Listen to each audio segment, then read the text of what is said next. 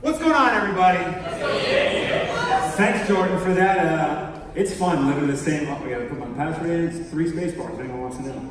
But guys, welcome to CTP. You know, we are in the thick of CTP right now.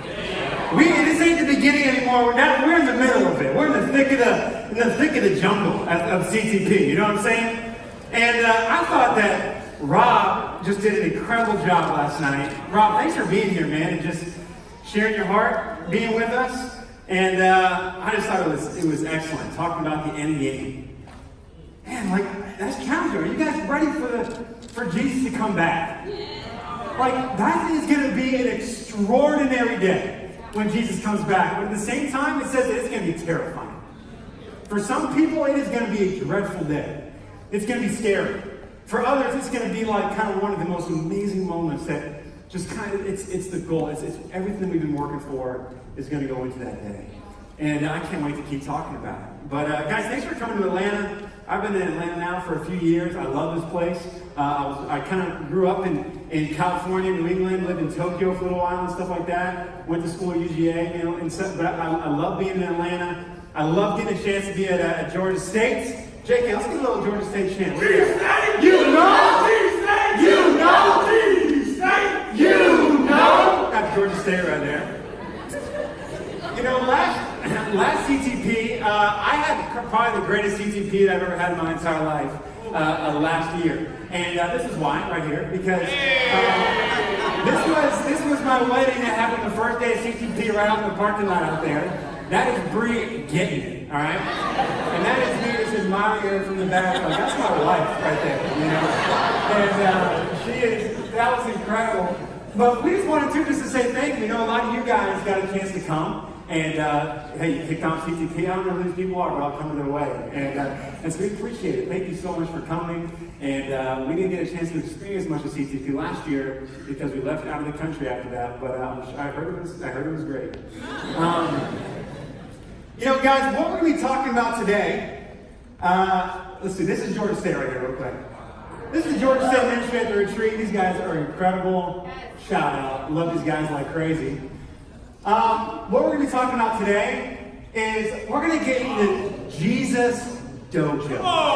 Okay? Anybody like, I was asking Brie, like, you know, I'm thinking about like calling it the Jesus dojo or something like that. And she's like, what's a dojo? I was like, oh, I guess maybe, you know, it's a place where you go, you learn martial art moves, okay, and other things, right? And so if you actually look up the word dojo in Japanese, I lived in Japan for a little while, and that stuck out like a sore thumb as a little chunky kid in the middle of Tokyo, Japan. But this is what the word dojo means. In Japanese, it's a place to practice the way. And so for our goal in life is that, you know, these CTPs are really cool. It's fun to be here together. It's fun to get trained. But if you're not getting trained by Jesus on a daily level, then it doesn't matter how many CTPs you go to, it's not really going to be worth it. You're not really going to make the end game. Because you got to be in the Jesus dojo every day of your life. That's where transformation is going to happen. That's where real life and love, leadership is going to happen. And so I'm excited to kind of talk about that today. But I want to go ahead and pray and just ask God for his wisdom and ask Jesus just to kind of teach us something this morning from his scriptures. And then, this is my favorite topic to talk about. I love talking about Jesus. So much stuff we can talk about with him. Let's pray and just ask for his wisdom. Father, God, it's crazy, God, we get a chance to talk to you. That at any moment of the day, we can just focus our mind, and then we are literally talking to the creator of the entire world. That you are attentive to our words. That you listen to us, God. That you yearn to listen to us. God, we thank you that we don't want to just have these prayers that we don't really know who we're talking to, God. We want to pray, just know, God, that we are talking to the Almighty God. God, we're so grateful that we get a chance to talk to you. God, thank you for sending us, your Son, just as our guide, as our example, as our coach. He is incredible, God. I just feel like just blown away, God, that what you did with Jesus. given us him as our God and as our sensei and as our Zen master God, that we get a chance to really follow him. It's just such a privilege, God. I pray that as we talk about him today, I pray, God, we walk out of here just more inspired by who he is, more willing and just eager to follow him and be like him, and that we would go into the world and really show people the incredible good news it is to follow Jesus. God, I pray you be with me as I speak. I pray that it would hit the heart of whatever is needed in here. I pray you supply what's lacking in people's faith in this room. And God, I pray we walk out of here more in love and on fire for Jesus than ever before. God, we love you in your son's name. Amen. Amen. Look over Mark chapter 1 for a minute. You know, I really love what Rob talked about yesterday, talking about the end game. You know, who are the ones that are going to make it on those last days? We're going to go to Mark 1 in a minute. Here in Matthew 7. Oh, my clicker went off. See if it works again. Here in Matthew 7, I think Jordan may kind of touch on Matthew 7 tomorrow during church. Guys, something pretty cool is happening tomorrow. Jordan, who's up here, Jordan's going to be an appointed evangelist tomorrow. And, which is really, really special and exciting. And Jordan has just been a guy for me that really has trained me in so many ways the last few years. Has trained so many people in this room. He is CTP. He's the guy that really kind of heads up all of CTP and the reason we're here. And it's just going to be so cool to get a chance to acknowledge him on Sundays as evangelist. He's inspired me, and I feel like we're so lucky just to have him in the room, to learn from him. And I know I've been lucky to have him in my life. And so Jordan, excited for that day tomorrow. That's going to be incredible. But here in Matthew 7, who are the people that are going to make it? You know, Jesus says something to me that's a little bit bone chilling, you know? And sometimes when I hear it, I'm like, it's one of those where you're like, oh man, like some of the scriptures, you know, you're like, okay, that's definitely talking to somebody else. I've committed my life to Jesus. But then you read these, you're like, oh no, like, what is this, right? He says, not everyone who says to me, Lord, Lord, will enter the kingdom of heaven, but only the one who does the will of my Father who is in heaven.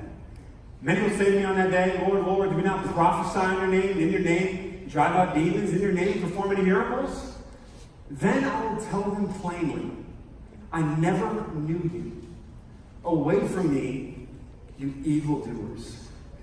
Who are going to be the ones that make it to the end game? That make it to the very end? It's going to be the ones that know Jesus. It's not going to be the ones that drive out demons. It's not going to be the ones that perform many miracles. It's not going to be the ones that come to, 16 CTPs. It's going to be those that know Jesus. Yeah. Do you know Jesus? He's so worthy to be known. Yeah. He's incredible. You know, to me, how do we get there? How do we know him? To me, it starts in Mark chapter 1, where Jesus says three of the most powerful, incredible words that you can say. This is what he says. Again, my clicker ain't working, so I'm just going to keep coming right here. He meets these common fishermen, right? I don't think it looks like this is kind of epic, right? Out with snow. But he meets these fishermen. He says something along the lines. He says, as Jesus walked beside the Sea of Galilee, he saw Simon and his brother Andrew casting a net into the lake, for they were fishermen. Come, follow me, Jesus said, and I will send you to fish for people. At once, they left their nets and followed him. This, to me, the three greatest, most incredible, profound words of all time is come, follow me. Do you guys understand what that invitation is right there? Where you're telling me that Jesus is the Son of God, right? He's the Son of God.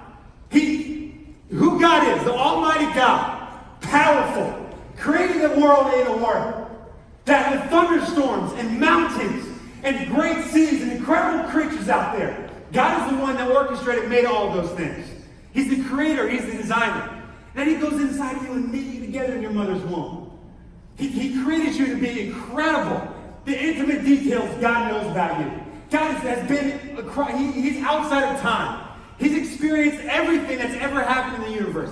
That crazy, almighty God took himself, took his splendor, his power, right? All of his glory, and shoved it into this little man. And Jesus, right? You got this guy. How do you have a human being that exemplifies the glory of God? And who is God? And he comes to us. He comes to us specifically, us personally, and says, come, follow me. You're like, what?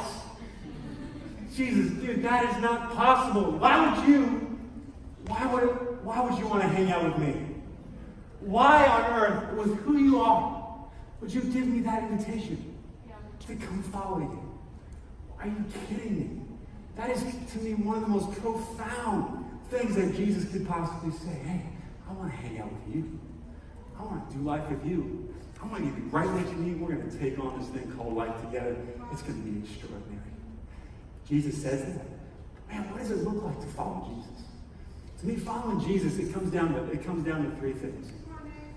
Following Jesus, to me, first, it comes down to being with Jesus. Do you understand how crazy that is, to be with Jesus? Imagine what it'd be like. Jesus said, hey, dude, come just hang out with me. Just be with me. Come. I'll show you how to live life right here. And you're walking alongside Jesus. And the things that imagine being there and watching Jesus and just being with him while he prays. And hearing Jesus pray. Well, he's talking to God, and you're like, oh my goodness, like that is crazy, like who Jesus is talking to right there. Or imagine just kind of sitting and eating dinner with Jesus. And you're kind of there at the table, and he's talking to a bunch of different people, you're hearing the conversations. You're like, oh my gosh, dude, this is insane, this dude's incredible. And you're kind of, imagine that. Imagine just being with Jesus at the dinner table. Imagine just getting some wings with Jesus. Like, that'd be extraordinary.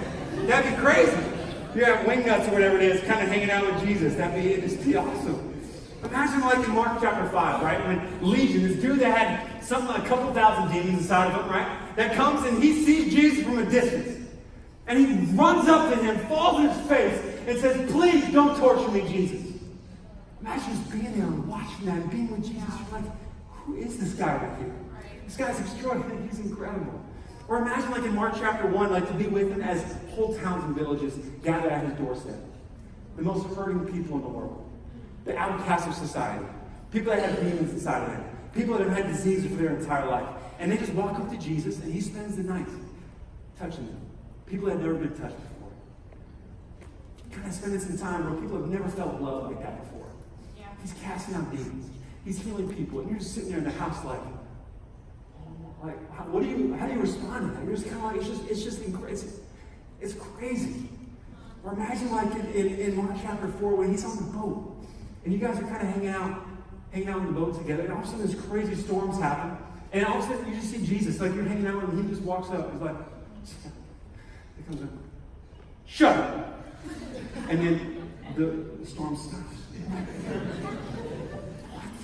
Who is this guy? Who is this guy that I'm getting a chance to hang out with? Or in Luke chapter 7, where there's a funeral happening for a woman and for her son that just died. He goes up and he interrupts the whole funeral, goes up to her, touches the coffin. And the little boy just kind of gets out of the coffin and rises from the dead. Guys, being with Jesus is like one of the craziest, most profound, like most incredible things. Just being with him. But he says also that you can become like him. What? Because you're saying that I can be like that man? That I can have that same confidence that Jesus had? That I can have that same kind of personal, that same walk with God, that relationship with God that he had? No way. That I can have that same kind of love deep down in my core that he had? I can have that same just, that lasting peace that I don't have to worry? I can be like that with Jesus? Or I can have his same joy for life? Or I can have his same friendships? Or I can have the same impact that he had? Like, are you kidding me? Are you kidding me? We get to be like this man. But not only that, but he said, hey, I want you to go and do what I did. No! We get to go do what Jesus did. You're telling me this is the Jesus that preached good news, that he healed people of their past mistakes. We can do that. He says that we can bring peace to a violent world, that we can help the hurting, that we can bring hope to the hopeless, bring sight to the blind, right? That we can kind of get people, we can release them from the shackles of slavery that they had kind of throughout their entire life. This is the man that he changed every aspect of human existence. He changed every aspect. He changed the way that we look at women and children. He changed education. He changed politics. He changed medicine. He changed literature. He changed music. And then this dude flat out rises from the dead and says, guess what? You're going to do that too. Are you kidding me? That we get to do the things that Jesus did. Are you kidding? Are you serious? Come, follow me.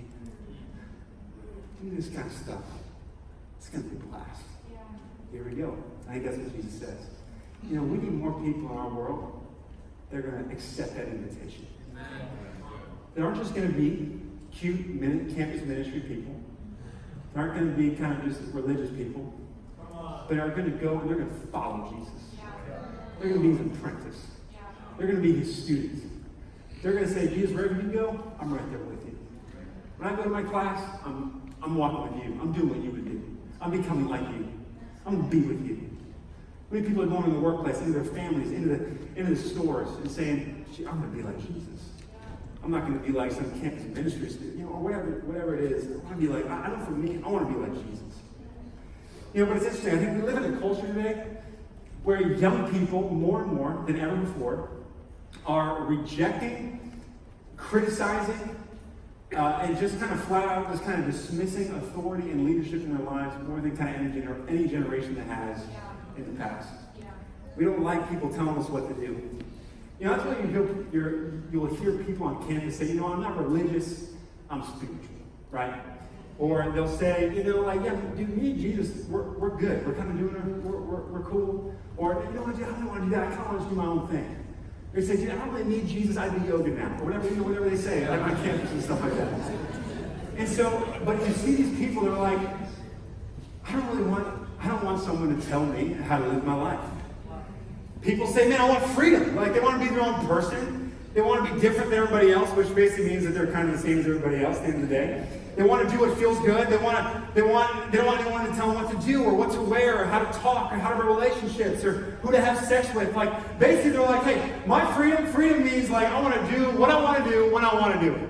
Which ironically, the Bible calls that slavery. And Jesus is saying, hey, real freedom, come follow me. Come follow me.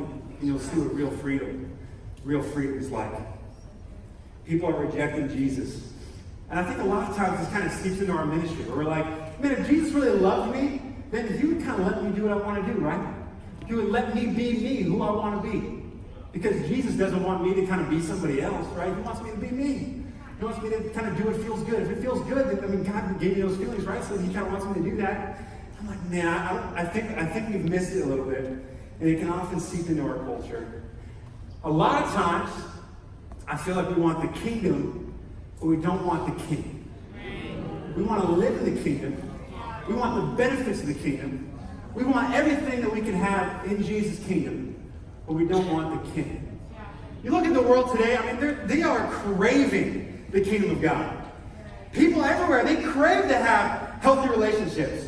They crave to have community around them, to have lasting peace, to have emotional and mental health, to have purpose in their life. But they reject the God that can give it to them. You can't have the kingdom unless you have the king. A lot of times I feel like what we make Jesus out to is kind of like the Queen of England, where we kind of are fans.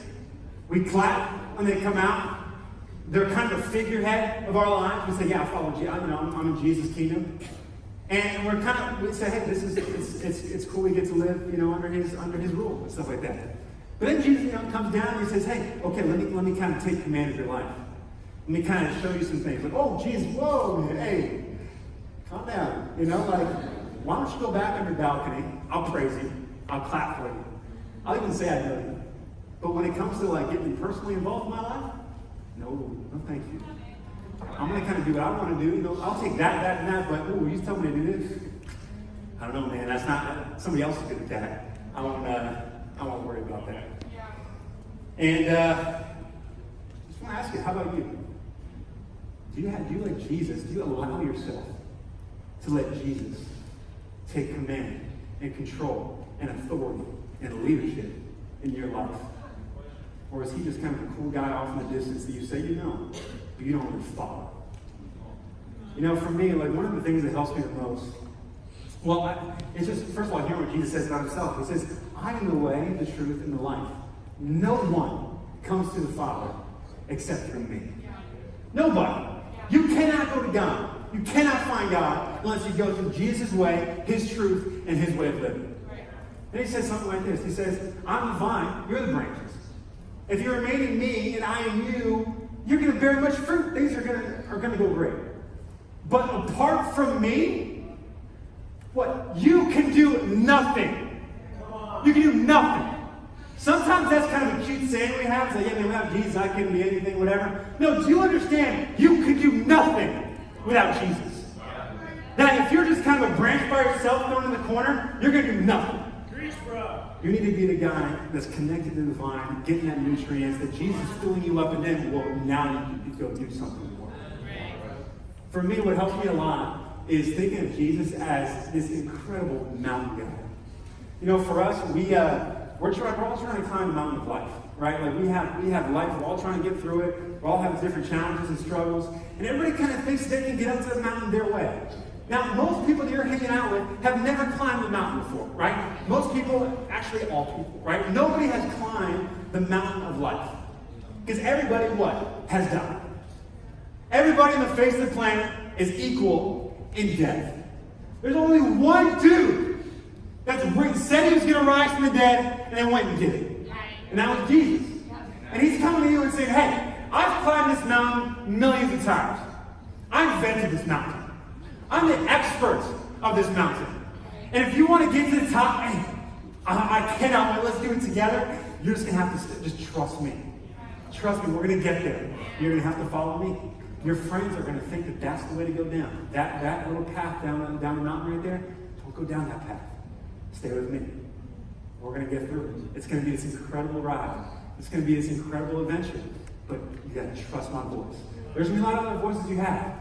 Even like your parents, I'm trying to get them up this mountain too. But they're going to have different voices. They're going to have a certain voice. And if it's a voice that's different than mine, you got to be careful. Your friends are going to have a different voice. The people that you grew up looking at, like they're going to have a different voice. The media, they're going to have a different voice. Listen to my voice. Listen to me. We're going to get up the mountain. There's going to be times where you're like, where did Jesus go? It's because I'm fighting a bear out in the bush, right? And so we'll just wait for him. Doesn't mean that you just now just kind of give up because you don't see me. I'm taking care of it. You got to trust me. You got to trust me. He's like, even if I tell you got to shed like 30, 40 pounds from your backpack because, hey, we don't need that stuff, he's like, you got to believe me. Even if all of a sudden you're hanging on the edge of a cliff and you're like, I don't know how I'm going to get through this, he's like, trust me, I'm going to be right there with you. You don't got to worry about it. You just got to hang with me. Do not get away from me. I'm the expert. And a lot of times that's why, when Jesus says, hey, those who do not give up everything cannot follow me. Because like if you're willing to go up that mountain with Jesus, if you want to go up that mountain with Jesus, then you got to be willing to say, hey, whatever you say, Jesus, I'm down. I'm going to do that. Even if I don't totally understand it, I'm going to do it. I trust you. Get me up that mountain. And then when you go up the mountain, it is one of the most incredible adventures that you will ever experience. Well, we got to listen to the mountain God. It's kind of like, imagine if we said, there's a mountain guy right there, no picture. But like, imagine if you said that to a skydiving expert who's like, hey, I've skydived, 10,000 times, and you're with him on the plane, your first time, you're going to go skydiving, and you're kind of going out there, and you're like about to jump off the thing. He's like, okay, you got to listen to me. When I tell you to do this, you got to do this, this, and this. I'm going to open the chute this time, and stuff. And imagine if you kind of turn to him and say, hey, bro, I got this. I'm good. Like, why don't you just disconnect from me? I have no chutes. Cool. I'm just going to jump, right? Because, you being on my back right there is kind of not as comfortable as me just kind of going myself, And then your chute, like I kind of like this color chute, or whatever. And it kind of, it's like that would just be so dumb. Because he's the guy that's gonna bring you to safety. And when you go down, it's gonna be this incredible ride, an adventure, in memory. But not if you're dead. Only if you're listening to that. Only if you're listening to the skydiving expert, right? Or if like you're a doctor, the doctor's kind of working on you, and he's like, hey, I think we got this, this, and this. You're like, nah. Why don't you cut like right here somewhere, or whatever. You're like, dude, this dude's the expert. We got to listen to him. And we know that he's going to bring us home. If we can learn anything before Brie comes up and rocks the house, if we're going to do anything in this CTP, to me, if you're going to learn anything here, CTP, what's our main goal? Is to learn how to follow Jesus better. And then to teach other people how to follow Jesus better. That is our main goal. Never lose sight of that's why we're doing what we're doing. We're going to be talking about things like discipling. We're going to be talking about things like studying the Bible with people. We're going to be talking about what it means to go out and share your faith and how to do that better. And if you kind of get caught in those little details and you lose sight of why we're doing this, you're going to get kind of funky. Your feelings are going to get weird, and you're not going to enjoy it. But if you're doing all this and you're saying, I think that's what Jesus would do, and I get to be with him, and I get to do what he did, and I get to go and be like him, oh my gosh, then this becomes this incredible adventure and ride. And we're going to go change the world. We're going to go change the world. I'm going to let Brie come up, and she's going to speak a little bit more.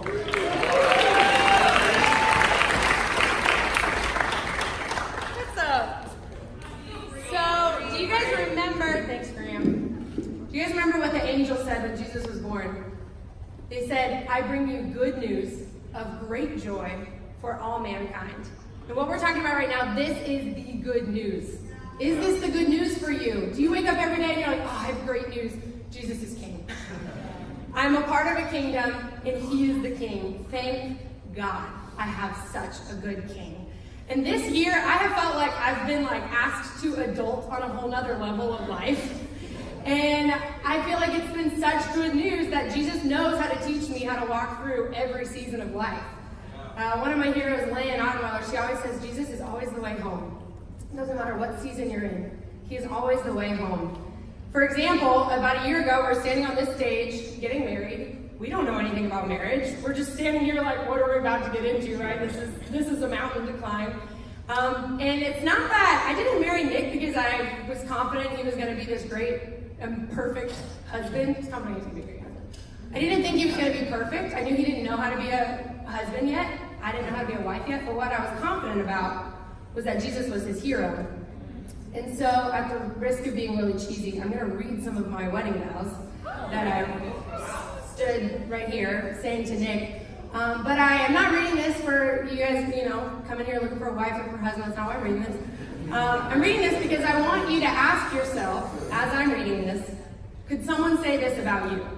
Could someone say this about me?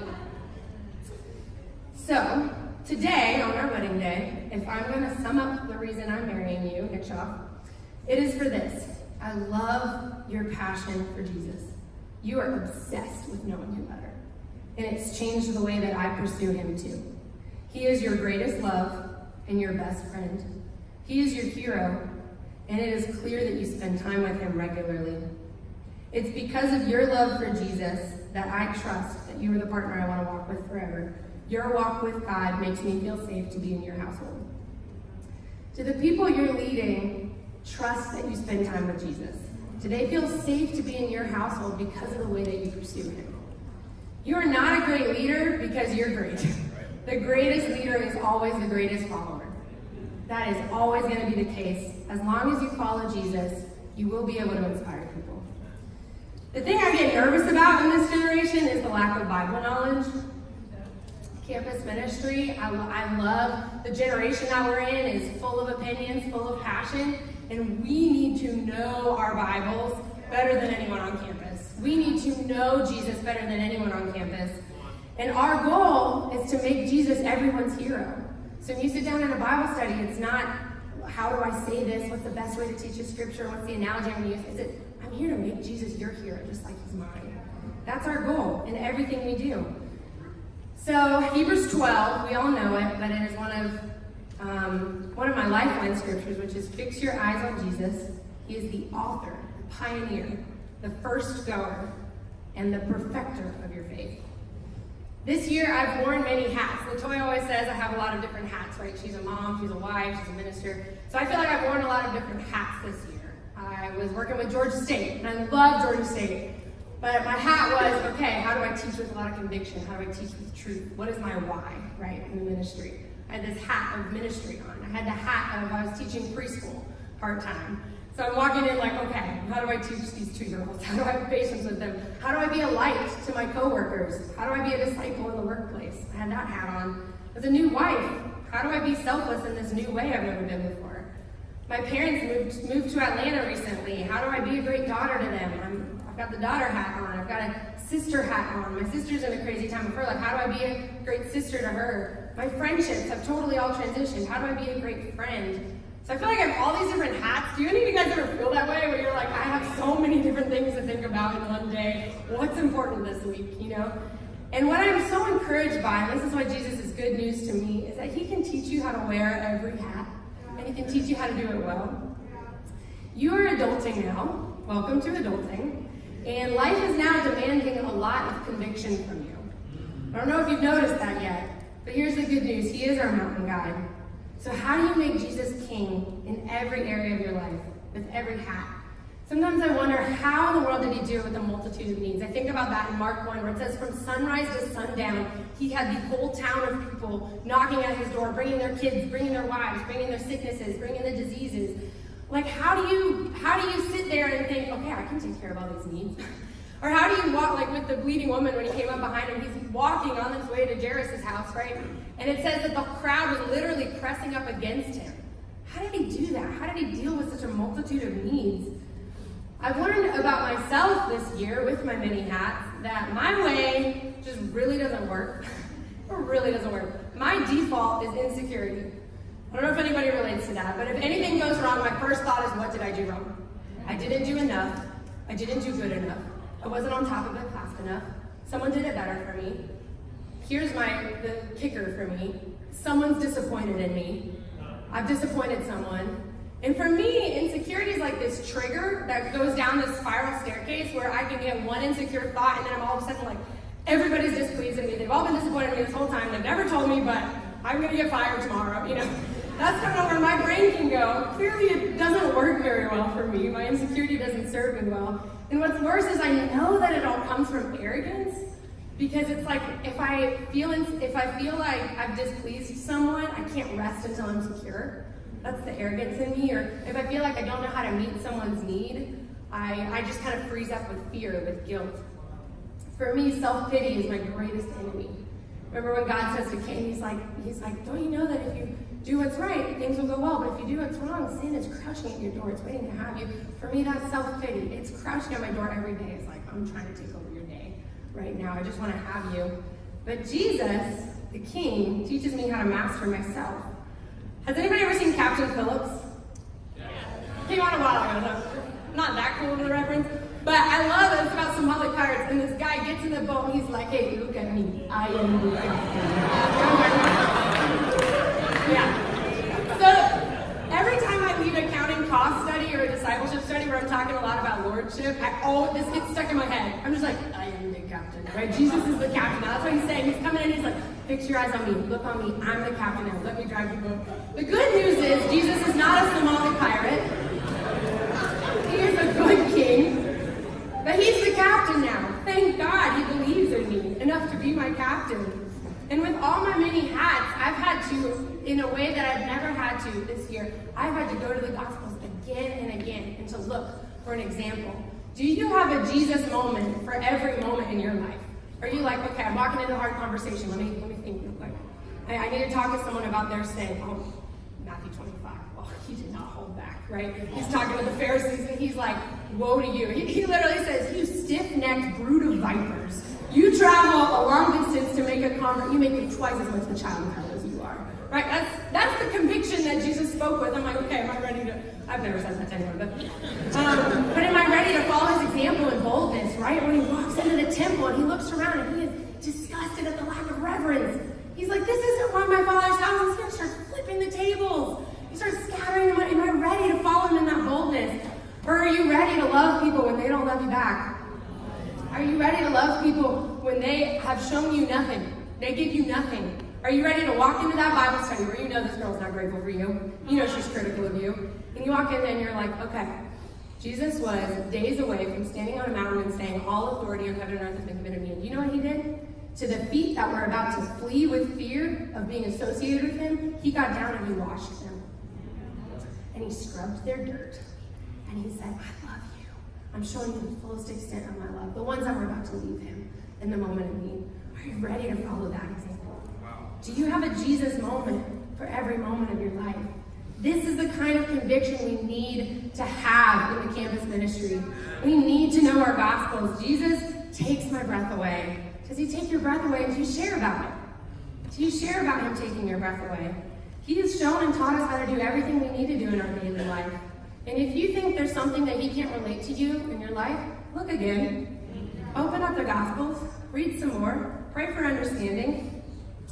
There's that song, that new song right now that's I'm Not in a Hurry, right? It's a really beautiful song. But there's this line from it that actually keeps getting stuck in my head. It says, Lord, I don't want to rush on ahead in my own strength when you're right here. And that's the good news. Fixing my eyes on Jesus teaches me that I don't have to be perfect in all these hats in my life. He's already done it. I just have to keep in step with him. I just have to abide in him. Keep looking, keep asking, keep reading, keep wondering, keep letting him take your breath away. With some of my D groups this semester, but pretty much every semester I do this with my D groups, I talk about the 7 I am statements. And you guys are in my D groups, you know you've done this, but I think that the 7 times where Jesus says, I am blank, these are like 7 of the most important sentences in the entire Bible. Do you know them? He gives you 7 insane promises. Do you know where they are? Do you know what book they're in? You can shout out what book they're in. Okay, good. Do you know what chapters they're in? Do you know John 6, okay, I am the bread of life? Do you know what that means to you? Anyone who comes to me will never be hungry or thirsty again. Do you know John 8, I am the light of the world? Anyone who comes to me will never walk in darkness again. You know John 10, I'm the gate, I am the way. Do you know that I'm John 10, I'm the good shepherd? John 14, John 11, I'm the resurrection. I will give you a new life out of your old one. I will resurrect you. These are promises to cling to. John 14, I am the way and the truth and the life. John 15, I am the vine. You're the branches. Just stick with me. And these are promises that I have to make part of my spiritual DNA. And throughout the day, I'm like, okay, you are the vine. I'm abiding with you. I'm walking into preschool right now. I'm like, I have no idea how to go into this day. I don't know how to talk to this coworker about this. I'm like, okay, you are the light. You did this. There's no darkness. There's no confusion. I know the way. And these are the promises that we have to cling to for life. This is our good news, is that when we abide in him, we do bear fruit. It's inevitable. And that's really great news. Thanks, Dad.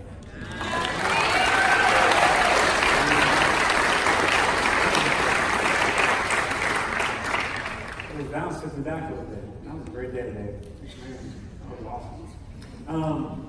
Guys, just to kind of wrap up, for me, it's really simple for me.